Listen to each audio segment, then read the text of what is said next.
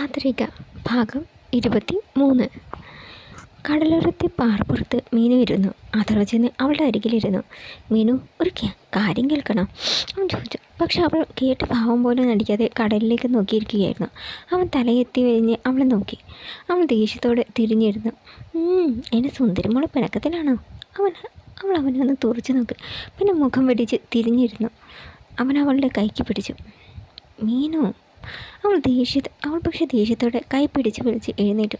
മീനു, നിൽക്ക്, എങ്ങോട്ടേ നീ പോകുന്നത്? അവൻ എഴുന്നേറ്റ് ചോദിച്ചു. വേണ്ട, എന്നോട് മിണ്ടണ്ടെന്ന് പറഞ്ഞതല്ലേ ഞാൻ, പിന്നെ ഇതിൽ കൂട്ടുകൂടാൻ വരുന്നത്? അവൾ ദേഷ്യത്തോട് ചോദിച്ചു. ഓ, അപ്പോൾ കാര്യം സീരിയസ് ആണല്ലേ? അവൻ ചോദിച്ചു. ആ അതെ, അവൾ മുഖം വീർപ്പിച്ച് നിന്നുകൊണ്ട് പറഞ്ഞു. ശരി, നിന്റെ പിണക്കം തീർക്കുവാൻ ഞാനൊരു സാധനം കൊണ്ടുവന്നിട്ടുണ്ട്.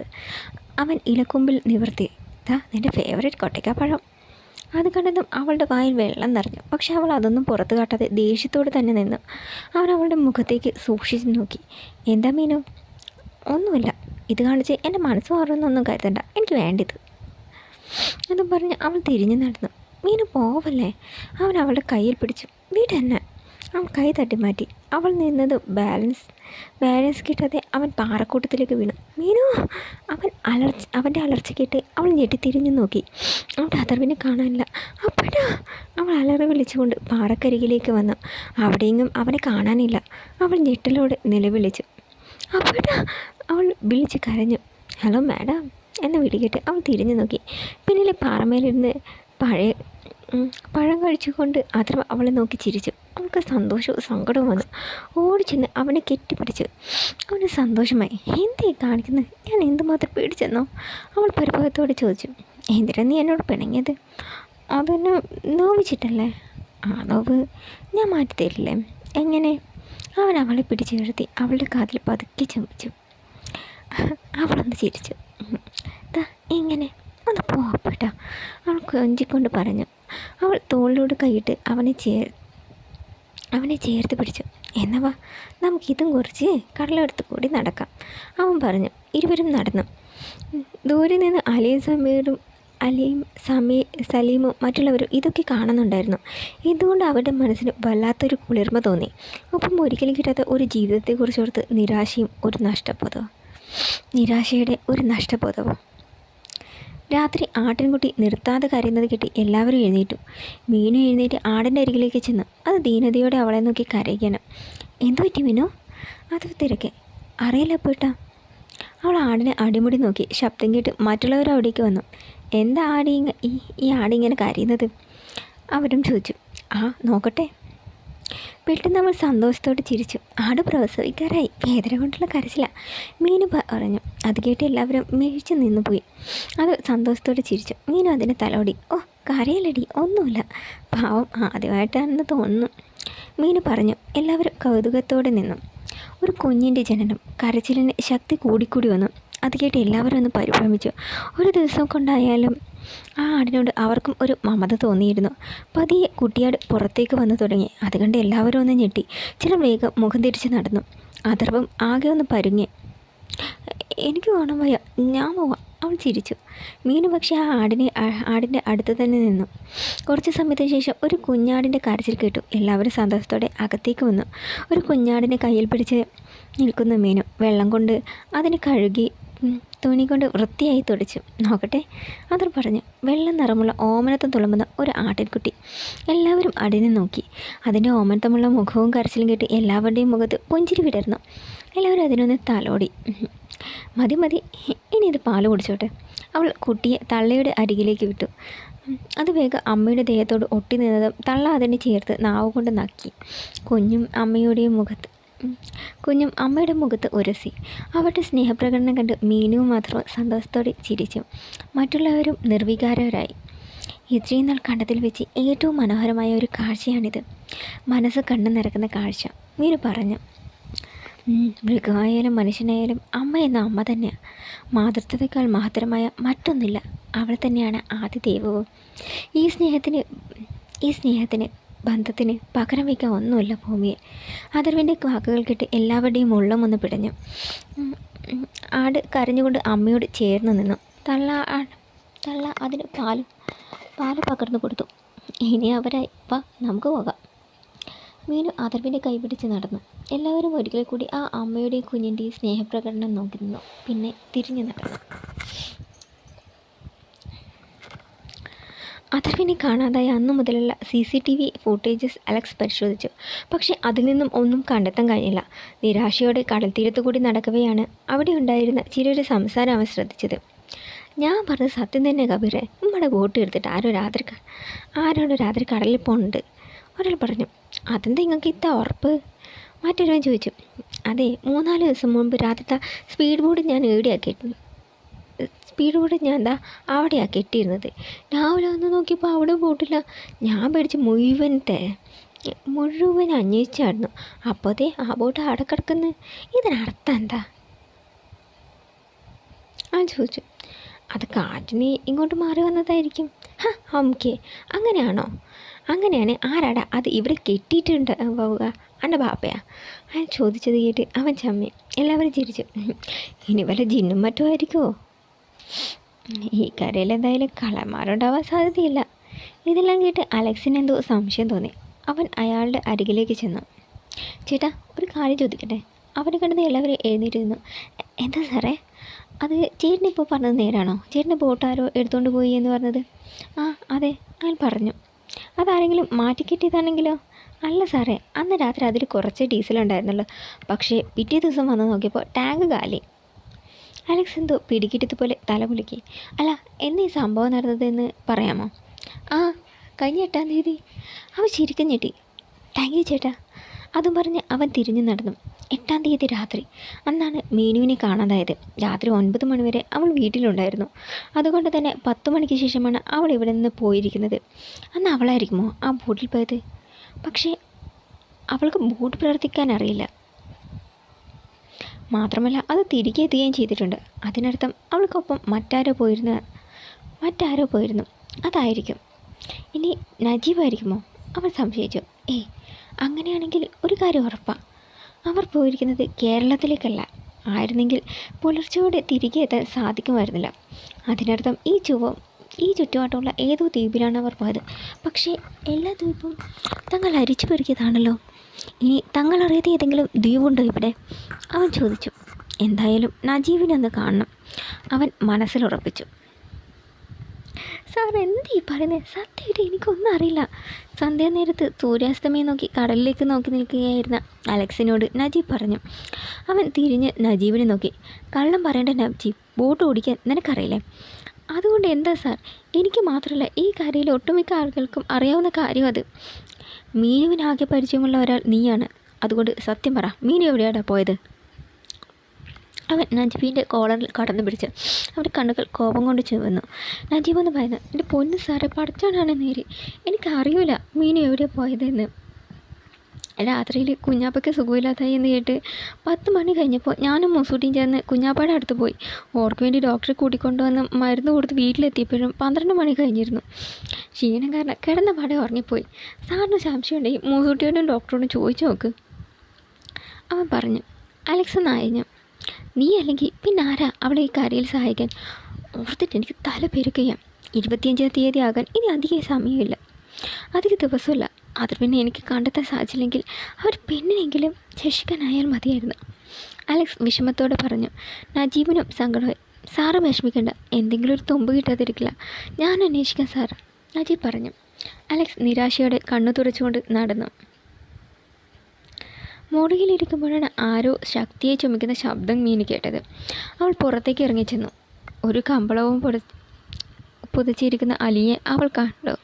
അയാൾ നന്നായി ചുമയ്ക്കുന്നുണ്ടായിരുന്നു. അവൾ അയാളുടെ അരികിലേക്ക് ചെന്നു. എന്തു പറ്റി, സുഖമില്ലേ? അവളുടെ ചോദ്യത്തിന് രൂക്ഷമായ ഒരു നോട്ടം നോക്കി. പിന്നെ ചുവരിലേക്ക് ചാരിയിരുന്നു. അയാളുടെ മുഖം കണ്ട് അയാൾക്ക് സുഖമില്ലെന്ന് അവൾക്ക് മനസ്സിലായി. എന്തു പറ്റി, പനിക്കുന്നുണ്ടോ നിങ്ങൾക്ക്? നീ ആരാ അതൊക്കെ അന്വേഷിക്കാൻ? എൻ്റെ കാര്യം നോക്കാൻ എനിക്കറിയാം, നീ അവൻ്റെ കാര്യം നോക്കിയാൽ മതി, അലി പറഞ്ഞു. അപ്പോഴേക്കും അഥർവ അവിടേക്ക് വന്നു. എന്താ മീനു, എന്താ ഇവിടെ പ്രശ്നം? അവൻ സംശയത്തോടെ ഇരുവരെയും നോക്കിക്കൊണ്ട് ചോദിച്ചു. ഒന്നുമില്ല അപ്പോയിട്ടാ, വല്ലാതെ ചുമയ്ക്കുന്നത് കേട്ടപ്പോൾ പനി ഉണ്ടോ എന്ന് ചോദിച്ചു പോയി. അത് ഇഷ്ടപ്പെട്ടില്ല, അവൾ പരിഭവത്തോടെ പറഞ്ഞു. എനിക്ക് പനിക്കുന്നുണ്ടെങ്കിൽ നിനക്കെന്താ, ഒന്ന് പോ. അത്രയും പറഞ്ഞ് അയാൾ വീണ്ടും ചുമയ്ക്കാൻ തുടങ്ങി. അതുകൊണ്ട് ഇരുവരും പരസ്പരം നോക്കി. നല്ല ചുമയുണ്ടല്ലോ, നോക്കട്ടെ. അഥർവ അയാളെ തൊടാനൊരുങ്ങിയതും അയാൾ കൈതട്ടി മാറ്റി. എനിക്ക് നിൻ്റെ ഒരു സഹായം വേണ്ട, പോ. സലീം, അയാൾ ഉറക്കെ വിളിച്ചു. സലീം ഓടി വന്നു. എന്താ സാബ്? നിങ്ങൾ കൊണ്ടുവന്നതിൽ മരുന്ന് വല്ലതും ഉണ്ടെങ്കിൽ വല്ലാത്ത ചുമ. അവൻ അവൻ നിന്ന് പരിങ്ങി. അത് സാബ്, മരുന്നൊന്നുമില്ല, അവൻ വിഷമത്തോടെ പറഞ്ഞു. അയാൾ എന്ത് ചെയ്യണം എന്നറിയാതെ മുഖം കുനിച്ചിരുന്നു. മീനു ഇരുവരെയും നോക്കി. പിന്നെ നേരെ പാചകം ചെയ്യുന്നിടത്തേക്ക് പോയി. കുറച്ച് സമയത്തേക്ക് സ്ഥലം എനിക്കൊന്ന് വിട്ടു തരാമോ? അവൾ പാചകം ചെയ്യുന്ന ആളോട് തിരക്കി. എന്തിനാ? അതൊരു മരുന്നുണ്ടാക്കാനാ. നിങ്ങളുടെ നേതാവിന് പനി. അയാൾ നെറ്റി ചൊളിച്ചു. എന്താ, എന്നെ വിശ്വാസമല്ലേ? എത്രയായാലും നീ ഞങ്ങളുടെ ശത്രുവല്ലേ? ഞാൻ ആരുടെയും ശത്രുവല്ല. എന്നെ ആരുടെയെങ്കിലും ശത്രുവായി പ്രഖ്യാപിച്ചിട്ടുണ്ടെങ്കിൽ അതെൻ്റെ കുറ്റമല്ല. തനിക്ക് വിശ്വാസമില്ലേ? എൻ്റെ കൂടെ നിന്ന് എല്ലാം നോക്കി പഠിച്ചോ, ആൾ പറഞ്ഞു. പിന്നെ ഒരു പാത്രത്തിൽ വെള്ളമെടുത്ത് അടുപ്പത്ത് വെച്ച്. അവിടെ ഉപ്പ് തൊട്ട് കർപ്പൂരം വരെ എല്ലാ സാധനങ്ങളും ഉണ്ടായിരുന്നു താനും. ഇഞ്ചിയും കുരുമുളകും കരിപ്പെട്ടിയും ചുക്കും ഒക്കെ ഇട്ട് നല്ലൊരു കാപ്പി ഉണ്ടാക്കി അതുമായി അലിയുടെ അരികിലേക്ക് ചെന്നു. അത് നേതാവേ, നിങ്ങൾ കുടിച്ചട്ടെ, പനിയൊക്കെ പമ്പ കിടക്കും. മീനു കാപ്പി അയാൾക്കുന്നേരം നീട്ടി. അയാൾ സംശയത്തോടെ അവളെ നോക്കി. പേടിക്കണ്ട, ധൈര്യമായിട്ട് കുടിക്കാം. ആരെയും കൊല്ലാൻ അവൾക്ക് സാധിക്കില്ല, അതൊരു പറഞ്ഞു.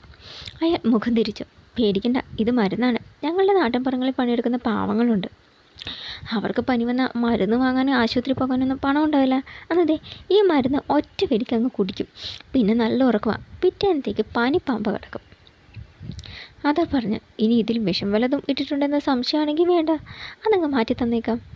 അത് പറഞ്ഞ് അതിൽ നിന്ന് അല്പം കാപ്പി മറ്റൊരു ഗ്ലാസ്സിൽ പകർന്ന് അതർ കുടിച്ചു. മീനു പുഞ്ചിരിയോടെ അത് നോക്കി. ചുമ്മാ വാശി വേണ്ട നേതാവേ, 25-ാം തീയതി ആവാൻ ഇനിയോ അധിക ദിവസമല്ല. അയാളൊന്ന് പകച്ചു. പിന്നെ വിറയാർന്ന കൈകളോട് അത് വാങ്ങി കുടിച്ചു. എന്തുകൊണ്ട് അയാൾക്ക് വല്ലാത്തൊരാശ്വാസം തോന്നി. അവളുടെ മുഖത്ത് നോക്കാതെ ഗ്ലാസ് തിരികെ കൊടുത്തു. അതും വാങ്ങി അവൾ നടന്നു. പിന്നെ കാട്ടിൽ ചെന്ന് ചില പച്ചിലകൾ പറിച്ച് അരച്ചു കൊണ്ടുവന്നു. അത് അഥർവിൻ്റെ കയ്യിൽ കൊടുത്ത് അവനോട് പറഞ്ഞ് അയാളുടെ നെറ്റിയിലിട്ടു.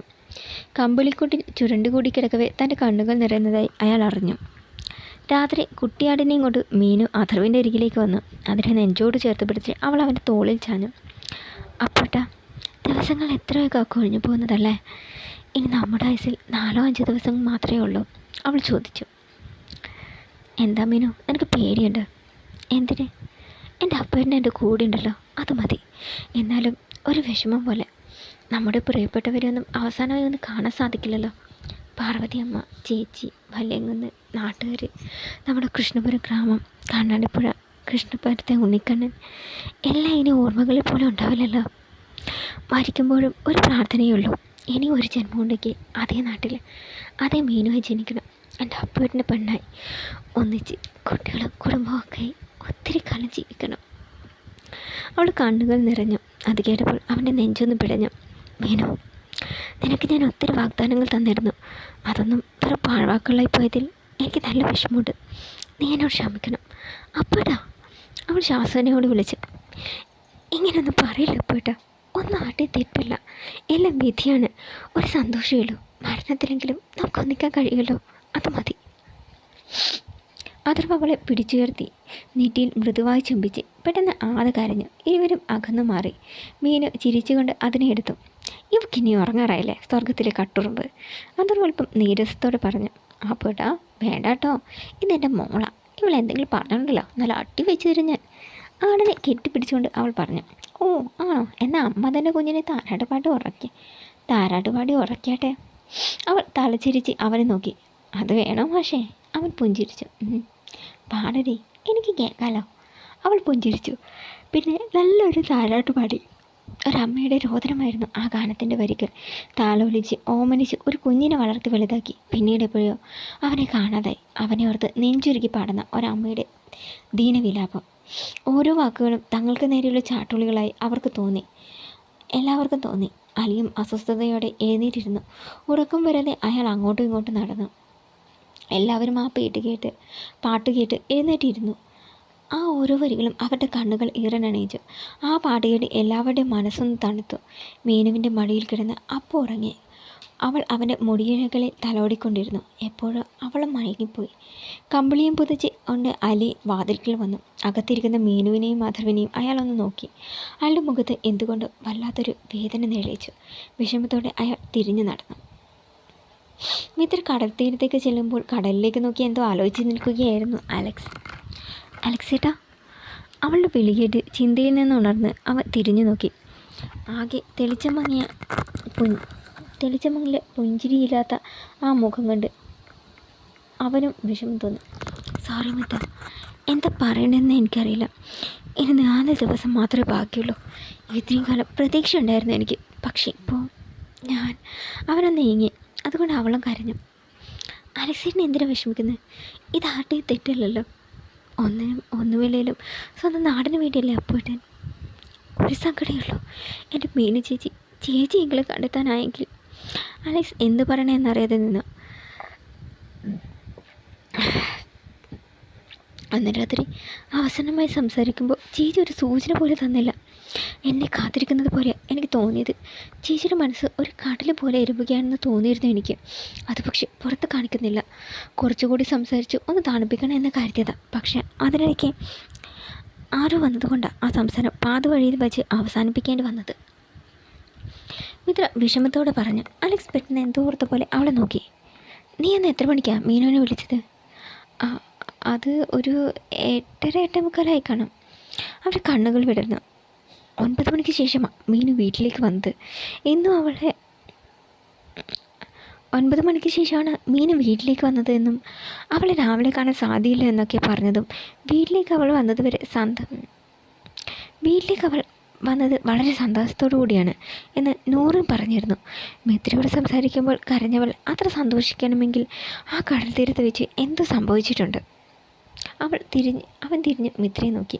മിത്ര, അന്നാരോ വന്നത് എൻ്റെ ഫോൺ കട്ട് ചെയ്തതെന്ന് നീ പറഞ്ഞില്ലേ? അതാരായിരുന്നെന്ന് നിനക്ക് പറയാൻ പറ്റുമോ? അവൻ ആകാംക്ഷയോട് ചോദിച്ചു. അവൾ ആലോചിച്ച്. അതൊരു പയ്യനാണെന്ന് തോന്നുന്നു.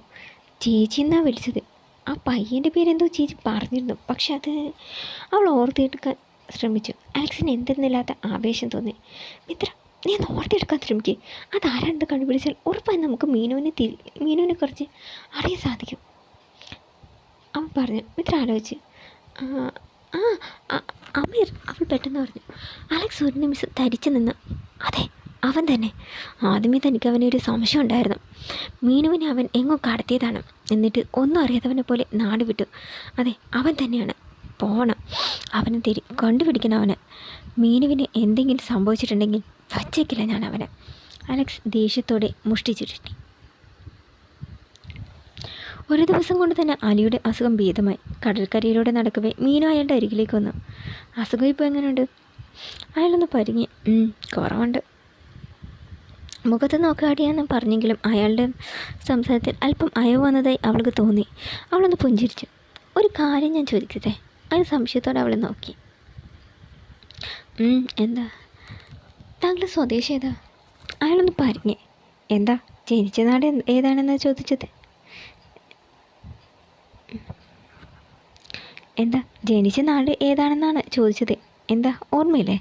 ഈ വെട്ടക്കൂടത്തിലാണ് നിങ്ങൾ ജനിച്ചതെന്ന് പറഞ്ഞാൽ ഞാൻ വിശ്വസിക്കില്ല. പറ. അയാൾ മൗനമായി നിന്ന്. അവൾ ചിരിച്ചു. സ്വന്തം നാട് തന്നെ ഭീകരനിൽ നിന്ന് മുദ്രകുത്തിയാൽ എങ്ങനെ അഭിമാനത്തോടെ പറയും അല്ലേ? ഒരു സംശയം, ഇങ്ങനൊരു ജീവിതം കൊണ്ട് നിങ്ങൾക്ക് എന്താ നേട്ടം? സന്തോഷമുണ്ടോ? ആഘോഷങ്ങളുണ്ടോ? ഒന്നുമില്ല. ഒരു മനുഷ്യനെ കൊള്ളുമ്പോൾ നിങ്ങൾക്ക് ആഹ്ലാദമായിരിക്കും. പക്ഷേ യഥാർത്ഥത്തിൽ ആ മരണം കൊണ്ട് നിങ്ങൾ എന്തെങ്കിലും നേടുന്നുണ്ടോ? ഒരുവൻ പോയാൽ അവന് പകരം മറ്റൊരു വരും. ജീവനെടുക്കാൻ എളുപ്പമാണ്, പക്ഷെ അത് കൊടുക്കാൻ ആരെക്കൊണ്ട് സാധിക്കില്ല. ഓരോ മനുഷ്യജീവികളിൽ അടങ്ങിയിരിക്കുന്നത് ദൈവത്തിൻ്റെ അംശമാണ്. നടക്കുമ്പോഴും കാലിടറി വീഴുമ്പോഴും ഒപ്പം നടക്കാനും താങ്ങാനും നമ്മിൽ തന്നെ കുടികൊള്ളുന്ന ഈ ദൈവം. ഒരു ജീവനെടുക്കുമ്പോൾ നമ്മളില്ലാതാക്കുന്നത് ആ ദൈവത്തെയല്ലേ? നന്മയൊരു തെറ്റാണോ? സ്നേഹം ക്രൂരതയാണോ? അനുഭവം കൊണ്ടും പ്രായം കൊണ്ടും എന്നെക്കാൾ ഒത്തിരി മുന്നിലാണ് നിങ്ങൾ. അതുകൊണ്ട് തന്നെ ഇടയ്ക്ക് ഒറ്റയ്ക്കിരിക്കുമ്പോൾ മനസാക്ഷിയോട് ഈ ചോദ്യങ്ങൾ ചോദിക്കണം. മീനു പറഞ്ഞു. അവളൊന്നും മിണ്ടാതെ എല്ലാം കേട്ടിരുന്നു. അപ്പോൾ കരഞ്ഞുകൊണ്ട് തള്ളയാട് അവളുടെ അരികിലേക്ക് ഓടി വന്നു. അവളുടെ കാൽച്ചുവട്ടിൽ നിന്ന് അത് വല്ലാത്തൊരു തരത്തിൽ കരഞ്ഞു. അതുകൊണ്ട് അവൾക്ക് എന്തോ പന്തിയോട് തോന്നി. എന്താടി? അവൾ അതിൻ്റെ തലോടിക്കൊണ്ട് ചോദിച്ചു. അത് പക്ഷേ എന്തോ വേവലാതി പോലെ അവളുടെ ചുറ്റും നടക്കുകയും കുപ്പായത്തിൽ കടിച്ചു പിടിക്കുകയും ചെയ്യുന്നുണ്ടായിരുന്നു. എന്തോ പ്രശ്നമുണ്ടല്ലോ അപ്പോട്ടാ, അവൾ വിളിച്ചു. അതൊരു അവിടേക്ക് വന്നു. എന്താ മീനു? അതൊരു ആടിനെ നോക്കി. അത് ദീനതയോടെ അവനെ നോക്കി നിലവിളിച്ചു. അവൻ അവളെ നോക്കി. എന്താടി, എന്തു പറ്റി? അവൻ ചോദിച്ചു. കരച്ചിലായിരുന്നു മറുപടി. എന്തോ ഉണ്ട്. അല്ല, ഇതൊരു കുഞ്ഞെന്തിയേ? അവൻ ചോദിച്ചു. അപ്പോഴാണ് അവളും അത് ഓർത്തത്. പറഞ്ഞതുപോലെ കുഞ്ഞാട് എന്തിയെ? തള്ള അവരുടെ ഡ്രസ്സിൽ കടിച്ചു. പിന്നെ തിരിഞ്ഞു നടന്നു. ആട് പോകുന്നതിന് പിന്നാലെ ഇരുവരും നടന്നു. കൗതുകം തോന്നി അലിയും കൂട്ടരും ഒപ്പം ചെന്നു. ആട് നടന്ന് പാറക്കെട്ടിന് മുകളിലെത്തി. താഴേക്ക് നോക്കി അത് കരഞ്ഞു. അത്ര എത്തി നോക്കി. പാറയിടുക്കിൽ കുടുങ്ങിക്കൊടുക്കുന്ന കുഞ്ഞാടിനെ കണ്ട് അവൻ ഞെട്ടി. ഓ ഓ ഗോഡ്, അതവിടെ കുടുങ്ങിക്കിരിക്കുക, ഞാൻ ചെന്നെടുക്കട്ടെ. അവൻ താഴേക്ക് ഇറങ്ങാൻ നോക്കി. അപ്പോഴും സൂക്ഷിച്ച്, അവൾ ഭീതിയോടെ പറഞ്ഞു. താഴെ ആർത്തിടമ്പുന്ന കടലാണ്. എല്ലാവരും ഒന്ന് നോക്കി നിന്നു. തള്ളയോട് അവൾ കരഞ്ഞുകൊണ്ട് അങ്ങോട്ടും ഇങ്ങോട്ടും വെപ്രളം പിടിച്ച് ഓടുകയാണ്. അത് സൂക്ഷിച്ച് താഴേക്ക് ചെന്നു. പാറയിടക്കിൽ നിന്ന് ആടിനെ എടുത്ത് അവൻ മുകളിലേക്ക് വന്നു. മീനു കൈപിടിച്ച് അതിന് കയറ്റി. അപ്പോഴാ ഒന്നും പറ്റിയില്ലല്ലോ? അവൻ ആവലാതിയോട് ചോദിച്ചു. ഇല്ല, കുഞ്ഞിനെ എന്തെങ്കിലും പറ്റിയെന്ന് നോക്കാം. അപ്പോഴേക്കും തള്ളയാട് വന്ന് കരയാൻ തുടങ്ങി. അത്ര കുഞ്ഞിനെ താഴേക്കെടുത്തി. അതിന് എഴുന്നേറ്റ് നിൽക്കാൻ വയ്യ. അത് അമ്മയെ നോക്കിയും അമ്മ കുഞ്ഞിനെയും നോക്കിയും കരഞ്ഞു. ചേർത്ത് നിർത്തി നക്കി തുടച്ചു. അതുകൊണ്ട് എല്ലാവരും പുഞ്ചിരിയോടെ നോക്കി നിന്നു. കാലൊടിഞ്ഞിട്ടുണ്ടെന്ന് തോന്നുന്നു, അതാ നടക്കാൻ പറ്റാത്തത്. ആകെ പേടിച്ചിരിക്കുക, കുറച്ച് കഴിയട്ടെ, എന്നിട്ട് നോക്കി മരുന്നിട്ട് കൊടുക്കുക. അത് പറഞ്ഞു. പിന്നെ രണ്ടുപേരെയും എടുത്ത് നടന്നു. അല്ലെ അവിടെ തന്നെ നിന്നു. ഒരമ്മയുടെ സ്നേഹമാണ് ഇപ്പോൾ കണ്ടത്. ഒരു മൃഗത്തിൻ്റെ ഇങ്ങനെയെങ്കിൽ ഒരു മനുഷ്യൻ്റെ അവസ്ഥ എന്തായിരിക്കും? അയാളൊന്നും മിണ്ടാതെ മുഖം കുനിച്ച് നടന്നു. അലക്സ് പോലീസ് സ്റ്റേഷനിൽ ചെന്ന് അമീറിനെ കുറിച്ചുള്ള വിവരങ്ങൾ അന്വേഷിച്ചു. അവൻ്റെ അഡ്രസ്സ് സംഘടിപ്പിച്ച് അലക്സ് നാട്ടിലേക്ക് തിരിച്ചു. മിത്രയോട് വിവരം പറഞ്ഞപ്പോൾ അവൾ കൂടെ വരുമെന്ന് വാശി പിടിച്ചു. അവൻ അവളെയും ഒപ്പം കൂട്ടി. അകത്തിൽ നിന്ന് ഫ്ലൈറ്റ് കൊച്ചിയിലേക്ക്, അവിടെ നിന്ന് നേരെ കാസർഗോട്ടേക്ക്. റെൻറ്റിനെടുത്ത കാറിൽ അലക്സും മിത്രയും യാത്ര തിരിച്ചു. വൈകുന്നേരത്തോടടുപ്പിച്ച് അവർ കാസർഗോഡ് എത്തി. ആളുകളോട് തിരക്കിയ ഒടുവിൽ ആ കുഞ്ഞു വീടിൻ്റെ മുറ്റത്ത് വണ്ടി ചെന്ന് നിന്നു. പതിവില്ലാതെ ഒരു കാർ മുറ്റത്തേക്ക് വരുന്നത് കണ്ട് ഉമ്മയും ഇളയ മകൾ സമീരിയും ഒന്ന് അമ്പായിരുന്നു. ഇരുവരും വരാന്തയിലേക്ക് വന്നു. കാറിൽ നിന്ന് പരിചയമില്ലാത്ത ഒരു ചെറുപ്പക്കാരി ഇറങ്ങി വരുന്നത് കണ്ട് ഇരുവരും അമ്പരപ്പോടെ പരസ്പരം നോക്കി. അമീറിൻ്റെ വീടല്ലേ ഇത്? അതെ, ആരാ? മനസ്സിലായില്ലല്ലോ.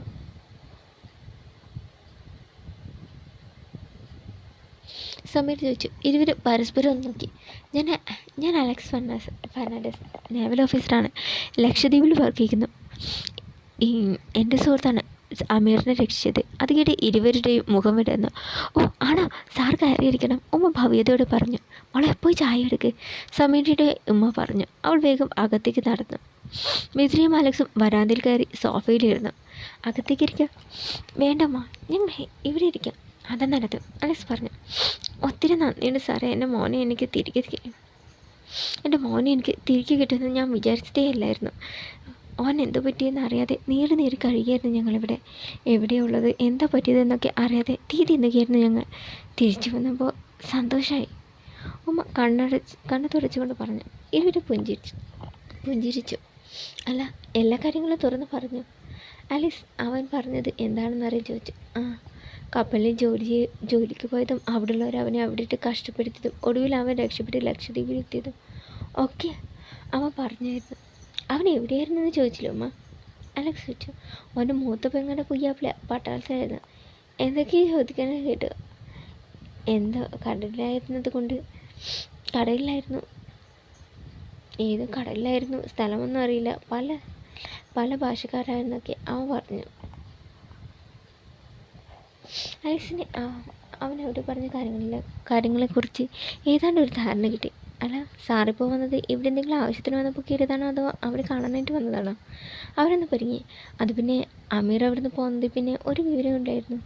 മാത്രമല്ല, അവൻ വരുന്ന ദിവസം ഞാനവിടെ ഉണ്ടായിരുന്നില്ല. അതുകൊണ്ട് യാത്ര പറയാനും പറ്റിയില്ല. പിന്നെ ഞങ്ങൾക്കിവിടെ 1-2 സ്ഥലത്ത് പോകേണ്ട ആവശ്യമുണ്ട്. ഇവിടെ ഞങ്ങൾക്കങ്ങനെ പരിചയമൊന്നുമില്ല. അപ്പോൾ കരുതി അമീർ കൂടി ഉണ്ടെങ്കിൽ അവനെ കൂടെ കൂട്ടാമെന്ന് അലക്സ് പറഞ്ഞൊപ്പിച്ചു. ഇത് സാറിൻ്റെ ഭാര്യയാണോ? മിത്രയെ നോക്കി ഉമ്മ ചോദിച്ചു. ഇരുവരും ഒന്ന് ചൂണ്ടി. അതെ, ഇവളുടെ കുറച്ച് ഫ്രണ്ട്സിനെ അന്വേഷിച്ചാണ് വന്നത് ഇവിടെ, അവൻ പറഞ്ഞു. അവൾ രൂക്ഷമായി അവനെ നോക്കി. അവൻ മുഖം വെട്ടിച്ച് കളഞ്ഞു. അപ്പോഴേക്കും സമീര ചായയുമായി വന്നു. ഇരുവരും ചായ കുടിച്ചു. അല്ലമ്മ, അമീർ എവിടെ പോയതാ? അലക്സ് ചോദിച്ചു.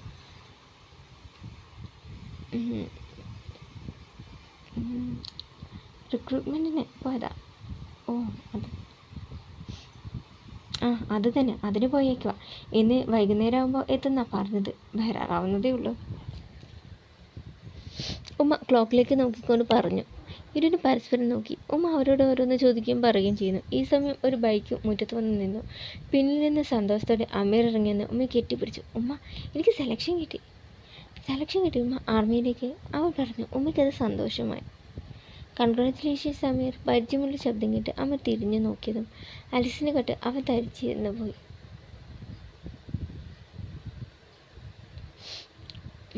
അലക്സിനെ കണ്ട് അവൻ ഞെട്ടിത്തരിച്ച് നിന്നുപോയി. തുടരും.